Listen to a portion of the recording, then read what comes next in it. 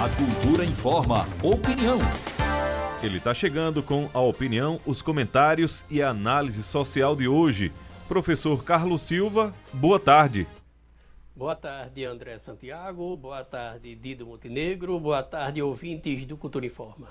Boa tarde, professor Carlos Silva. Pergunto ao senhor já de imediato qual o tema do comentário de hoje. Nosso tema de hoje é ignorância pública. Vamos ao comentário. Pois é, eu coloquei esse nome ignorância, mas poderia ser outro, um pouco até mais chulo, não é? Burrice ou coisa parecida. Em comentário anterior, não é? Esses dias, nós fizemos o comentário dizendo que no momento em que o presidente Bolsonaro foi às redes sociais e ameaçou expor os nomes dos agentes, dos técnicos da Anvisa sobre a indicação da vacinação em crianças, ele colocou o tom ameaçador porque ele sabia que essa informação iria para os seus apoiadores, que de maneira violenta faria um serviço sujo qualquer. Bom, o que aconteceu? Ocorreu que um dos seus seguidores enviou um e-mail com vídeo para agentes da Anvisa enforcando um cachorro ao vivo, né? Filmou ao vivo enforcando o cachorro como um recado para os técnicos que indicaram as vacinas. E ele dizendo que tem endereço, CPF, tudo do pessoal, e que iria fazer isso com uma espécie de apocalipse para limpar a sujeira, né, da Anvisa. Observe que um cidadão que mata um cachorro enforcado para mostrar como exemplo, eu acho que ele não deve ser só penalizado, identificado e penalizado, a Polícia Federal já está atrás, como deve responsabilizar também o presidente da República. E por quê? Pela indução. Porque, e aí vem a outra situação muito mais delicada. Em um vídeo, o presidente da República disse que a filha de 11 anos não vai se vacinar. O que é que ele esquece? E aí vem o termo burrice, que eu não gosto muito, mas eu vou ter que usar, porque parece que o presidente da República nunca leu, não é? E seus seguidores vão no mesmo caminho. Por quê? Ora, a vacina contra a hepatite B, ela é aplicada nos recém-nascidos. Logo a filha dele já tomou, né? Antes de ter alta hospitalar. A segunda dose, veja que coisa interessante, a segunda dose vem entre os primeiros e segundo meses. E até os 26 anos de idade de um ser humano, nós tomamos mais de 24 vacinas. E o que é mais impressionante, a vacina contra a varíola, ela é obrigatória desde 1837 para criança. Para adultos, desde 1846. A Lei 1994, não é, que foi quando essa lei começou a ser aplicada, que foi induzida pelo sanitarista e pioneiro, né, na infectologia, Oswaldo Cruz. Então veja que coisa impressionante. O cara tem uma filha que ele tomou vacina também, né? E ele contraria quem? A Pfizer. Ora, a Pfizer, que tem 172 anos de existência, que está presente em 150 países, com mais de 81 mil funcionários, que é pioneira na fabricação de antibióticos. Qualquer casa de Caruaru, qualquer residência desse país, ou de 150 países, tem um produto, um antibiótico, um remédio fabricado pela Pfizer.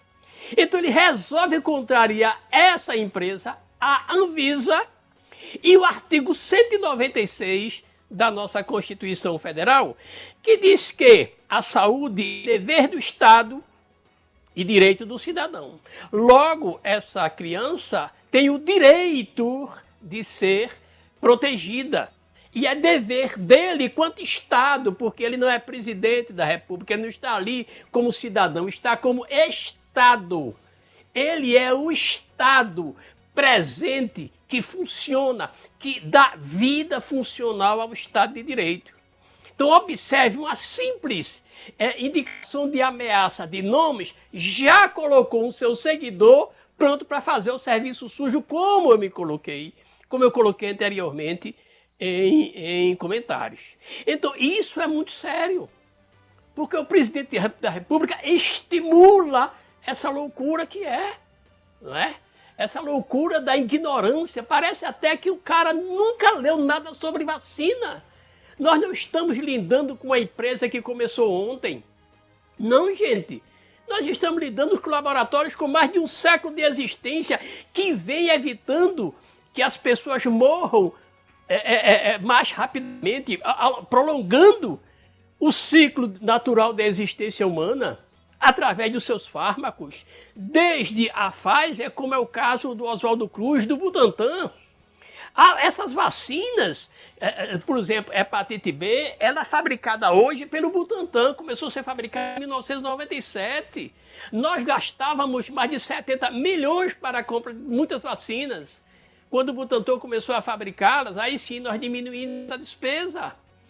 Quando o presidente deveria estar preocupado em ampliar a quantidade de laboratórios, nós temos a Fiocruz e nós temos Butantan. Era para esse presidente da República que acabou com os programas sociais, por exemplo, quando chegar em outubro de 2022, não tem mais política social, não há Bolsa Família, não tem Auxílio Brasil, não tem nada.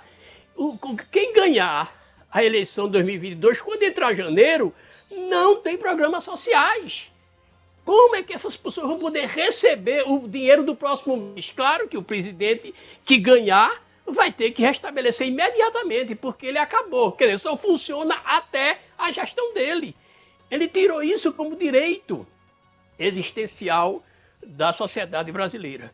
Então isso é muito sério, porque a fala de um presidente da República é o Estado de Direito que está falando. É o Estado que está tendo voz. E quando ele estimula a ignorância, estimula a violência urbana e social, provoca essa dúvida perante medicina. É uma coisa louca. Agora há pouco eu estava ouvindo um comentário e às vezes eu, como professor, fico até meio preocupado. Porque quando se fala que uma vacina, que um respirador foi testado em porcos, as pessoas imaginam que isso é loucura. Não, gente, isso faz parte do protocolo, né? Por exemplo, não é uma invenção, é porque o animal é o animal que mais estimula as condições mais próximas do corpo humano. E foram testados numa universidade, no Hospital Veterinário Federal, sobre o olhar de cientistas, como é o caso do professor Adriano Toasa. Então é preciso restabelecer a lógica, a racionalidade, a cultura, o conhecimento. Quer dizer, é preciso que as pessoas tomem conhecimento de que o presidente da República está fazendo terrorismo. Cada fala dele com relação à vacina, com relação à questão de ficar contra a vacina, é uma fala terrorista. Ele poderia até acreditar mais em chá do que em remédio, mas ele como cidadão, como instrumento do Estado de Direito, não. E ele estimula. É preciso que haja uma... Imagina essa criança com 11 anos de idade precisando de um cartão para fazer determinadas ações. Ela vai ter que ter um cartão de vacinação completo. Não tem, mas vai ser beneficiada porque é o filho do presidente da República. E a filha do cidadão não vai ser beneficiada se por acaso não tomou, porque é filho do trabalhador. Então é preciso que o Ministério Público Federal, que as instituições e que o povo observe que não dá mais para aguentar esse tipo de política. Mas, sendo o nosso penúltimo comentário desse ano 2021, eu queria concluir lendo uma poesia que está na última página do nosso livro, chamado Despertar de Pangeia, que diz o seguinte: nós somos um, somos folhas da mesma árvore, água da mesma fonte, pedra do mesmo mármore, paisagem do mesmo horizonte. Somos solos da mesma terra, sementes do mesmo chão, lágrimas das impensadas guerras, artérias de um só coração. Somos tristezas, risos e saudades, amor, ódio e paixão, presos na mesma liberdade, livre na mesma prisão. A humanidade não é uniforme, nem a natureza uma cor somente. O jardim só é bonito porque as flores são diferentes. Feliz Ano Novo para todos os ouvintes do nosso Cultura em Forma. Opinião é na cultura. Primeiro lugar em audiência, do jeito que você gosta. Você está ouvindo a Cultura Informa, o jornal do nosso rádio. Agora 1h mais 48 minutos. 1h48 em Caruaru. As mensagens dos ouvintes, o Paulo Roberto, Cidade Jardim, aqui no WhatsApp, diz o seguinte: boa tarde, André, Dido, meus parabéns pelo programa, pela Rádio Cultura, feliz ano novo. Paulo Roberto, do bairro Cidade Jardim. Meus irmãozinhos, a ponte Irmã Jerônima está uma vergonha, a ponte que dá acesso à Avenida José Rodrigues de Jesus. Outra vergonha, a Cidade Jardim, não sei o que aconteceu, não sei o que aconteceu lá, tá com esgoto a céu aberto e precisa de muito reparo, de calçamento ali na Bia. Lembra nossa prefeita, e a paz do Senhor para todo mundo. Feliz programa aqui, o Paulo Roberto. Eu creio que o ouvinte esteja falando até, André, ali próximo às imediações do Colégio Altair Porto, a gente tem a via principal e tem por trás já o Cidade Jardim, e ali a gente tem a via Parque e tem uma área ali realmente que tem, infelizmente, com muita frequência, o esgoto ali causando isso aí, viu? Causado esse problema, o extravasamento, viu? Transtorno, raiva e muito problema para os nossos ouvintes, para o cidadão de Caruaru, né? Exatamente, então que os órgãos responsáveis, né, a quem for de direito, essa responsabilidade tem que ser assumida e, logicamente, né, a solução tem que vir para cá. Mandar um abraço aos ouvintes acompanhando a gente, lembrando que você já pode interagir conosco, não é? Interagir com a gente, fazer pergunta ao professor, trazer a sua fala também paralela, sempre é interessante também aqui essa contribuição nesse momento aqui de comentário e de análise na Rádio Cultura. O Antônio Marinho está acompanhando a gente, deixando um boa tarde para todos nós, para o André, para o Dido, para o professor. O Jobson Almeida também está acompanhando aqui a nossa programação. Muito obrigado pela audiência. Mensagem aqui do ouvinte George. Tá dizendo o seguinte: a prefeita Raquel Lira é incompetente. A Vila de Canaã é o último bairro de Caruaru e lá vive abandonada. Vocês não têm ideia como a Vila Canaã está. Esgoto a céu aberto. A mensagem aqui do ouvinte George. E essa pergunta, essa ponderação do ouvinte, é bom a gente ficar naquela, ficar assim, resguardar-se, porque, André, a gente não sabe se essa responsabilidade é da Compesa ou da prefeitura. Então, lembrando que, se na sua conta de água tem lá taxa de esgoto, aí sim, Compesa tem a obrigação de resolver. Se não tiver, aí compete à prefeitura do município. Fica até essa dica da gente aqui. Professor, a gente tem percebido, acho que o senhor já vem acompanhando o programa desde o começo hoje, e a gente tem falado muito essa questão de esgoto, falado muito da falta de água. Aqui tem um ouvinte nesse momento aqui mandando mensagem pra gente da falta de água nas rendeiras, por exemplo, em outros bairros.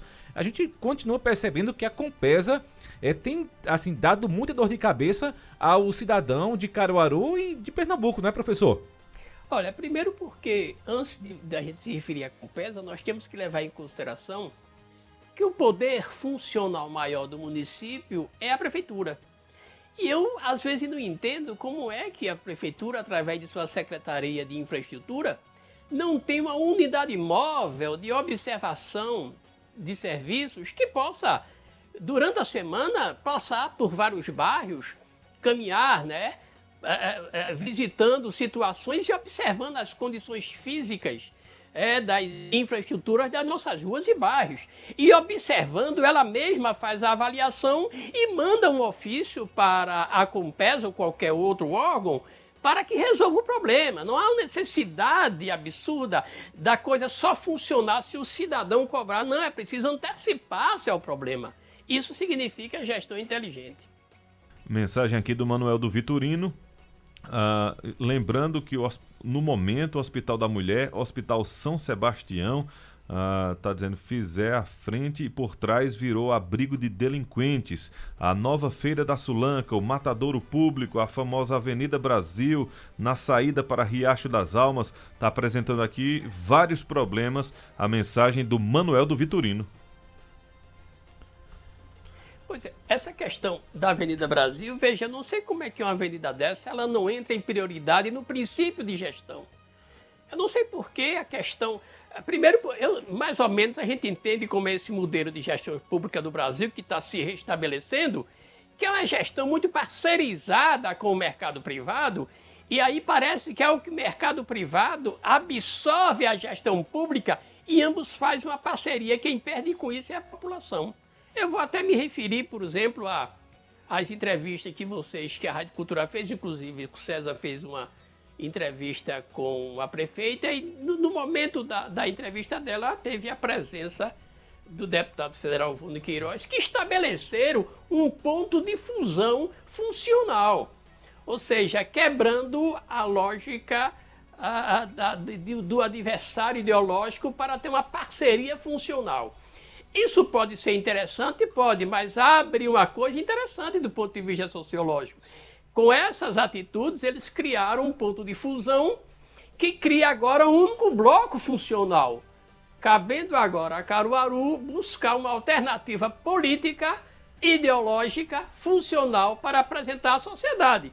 Porque, pelo visto, esse ponto de fusão não vai ficar apenas na questão de uma ou outra situação, mas acho que poderá se ampliar para a política, fechando um ciclo, fazendo com que os Queiroz, os Liras, né, e quem sabe os Rodrigo se unam, e isso abre espaço para que uma oposição inteligente, não louca, mas inteligente, possa apresentar-se, se estabelecer como uma nova alternativa para a capital do Agreste.